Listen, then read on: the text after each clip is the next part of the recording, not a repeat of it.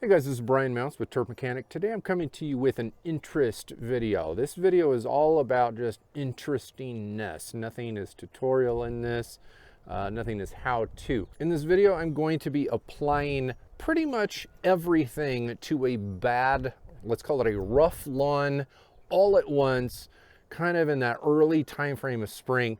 And we're going to see what happens over the next couple weeks or so. Now, this is an interest video, and it will find a lot of you lawn care addicts out there are going to find it interesting. This is also a personal video to me because this video deals with my grandfather who passed away this spring. Now, before we get into the meat of this, I do want to say that this video was planned in advance back in February. My grandfather and I sat down together in the month of February. You're gonna put this on your website called the Miracle Lawn. This is gonna be the miracle lawn. And he told me that he was tired of having a brown lawn full of weeds that just looked generally like rubbish. And he said he wanted it green this spring, and he didn't really care so much about making it perfect. He just wanted it looking respectable on his block, and I told him we could get it done.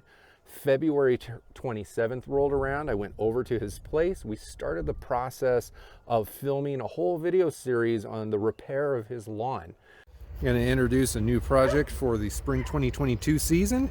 This is my grandfather's house, and we're going to repair his lawn. Right now it's February 27th, so it's a little bit early, not quite. We started out by power raking the lawn with a Sunjo, but we dethatched it. We cut down all of the old winter weeds, or let's call it the fall, like all of the old grass and weeds that that made it all the way through the winter and just made the lawn look overgrown and unkempt. We cut it all down. We bagged it. My grandfather was there for the whole process. Unfortunately, he had health issues. About a week later, a little bit more than a week later, and we lost him, and it was very sad. It was very difficult for our family. We dealt with it as you have to. He lived a great life, but after he passed away, I couldn't shake this nagging feeling of this is what he wanted from his lawn. He knows what I do in my lawn and how I educate other people about lawn care. This mattered to him, so it mattered to me as well. After he passed away, all things went on hold, but then I decided, after I started dealing with his house, that I was going to start cutting his grass. I started cutting his grass and tending to it as if it was my own home, to a certain extent.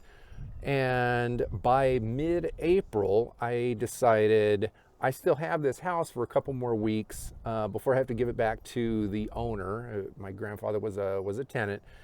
So I decided, out of curiosity and out of a respect for his wishes, let's just throw everything under the sun onto his lawn that makes sense to throw in the lawn and just see how this rough lawn responds over the next couple weeks. So that's what I did. I put down a weed preventative. I put down a weed killer. I put down some fertilizer, fast-acting ammonium sulfate fertilizer.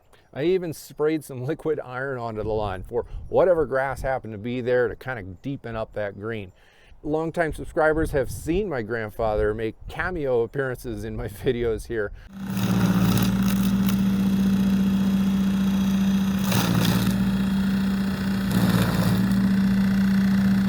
So hopefully some of you will think of your own family while you're watching this and appreciate them a little bit more. Love you, Gramps. We'll see you on the other side. Today I'm going to be putting a lot of things on this lawn right here. All of the most important things for an entire season's worth of lawn care. I'm going to be killing weeds. I'm going to be greening up the lawn. I'm going to be fertilizing the lawn. And I'm going to be preventing weeds from germinating later in the year. I'm going to do it all in about 30 minutes time, just before a rain comes a little bit later in the afternoon. That's important because I don't actually want to run a sprinkler system here. There is no sprinkler system here to run. It's important to remember, I don't normally put down synthetic fertilizers and a lot of chemicals on my own lawn. but there's nothing wrong with these products. The products that you choose to use are definitely up to you. This is generally the program that my grandfather and I had decided on doing on his lawn a couple months ago while he was still healthy. As things turn out, we've only got this house for another 12 days, so I'm going to go ahead and put everything down here. So we're going to see what happens to this lawn in only 12 days time. Granted, this is mid to late April, so this is the time of the year that lawns are supposed to be vigorous, but at the same time, applying these products are really going to supercharge the process. I think it's going to be pretty interesting. And for me, this is going to be a great memory here at this house, something that I can take with me for really the rest of my life. I'm only going to be treating the front lawn here. It's 1,250 square feet, and I'm only going to be using basic products that you'd find on the store shelves of just about any big box store you could possibly have in your town. For me, I'm going to be using this Scott's Halts. This is a pendimethalin product. It treats 5,000 square feet, so I'm only going to be using a quarter of this bag. The bag is 10 pounds. If I'm using a quarter of the bag, then I'm only going to put 2.5 pounds into my spreader. Now for actual lawn fertilization, I'm going to use a blend of ammonium sulfate and urea, heavily weighted towards the ammonium sulfate, so it's going to go to work quickly. This is just a basic bag that I bought a year ago at the store. It's a 2100. It's 15-pound bag. 21% of 15 pounds is 3.15. So 3.15 pounds of this entire bag is nitrogen. So that means a little bit less than a third of this bag will give me 1 pound of nitrogen per 1,000 square feet. A third of 15 pounds is 5 pounds. So I'm going to do probably somewhere around 4 to 4.5 pounds. I'm probably going to round up a little bit because I want to make sure that this stuff works quickly. I've only got 12 days.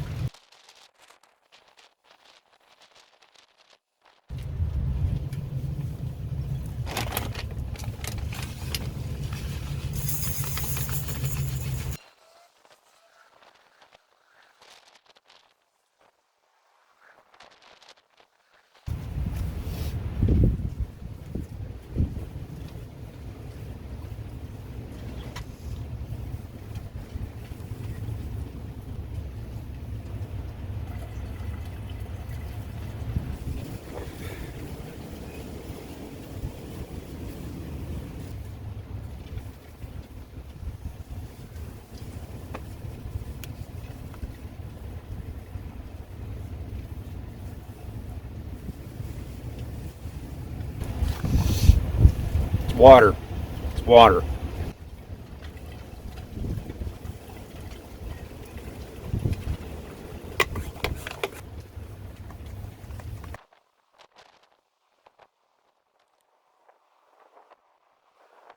All right, that's it right there. I applied my fertilizer, my weed kill, my iron. The iron is going to give me a deep green up.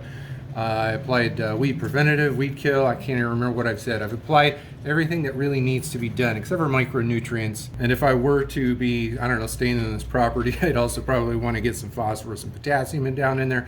The point here is my grandfather wanted a green, lush lawn, and nitrogen is what does that. So I gave him some solid, hardcore nitrogen and a lot of iron to be able to get that thing as deep green as possible. There's a whole bunch of unwanted stuff in there. Some of it's going to go away in the next few weeks.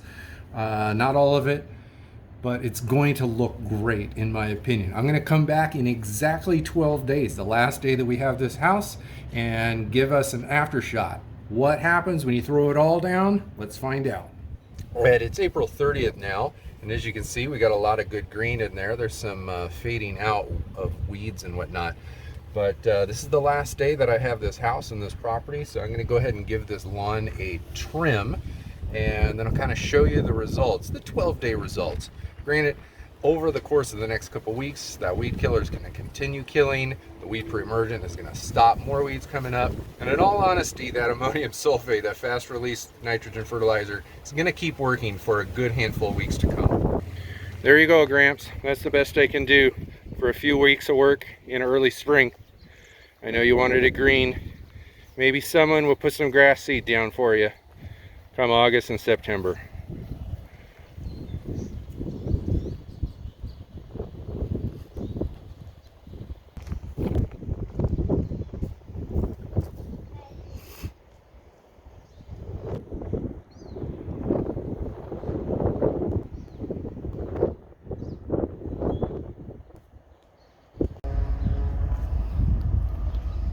Yeah, it doesn't look so bad. If someone comes around and loves this lawn, it can make it look pretty good.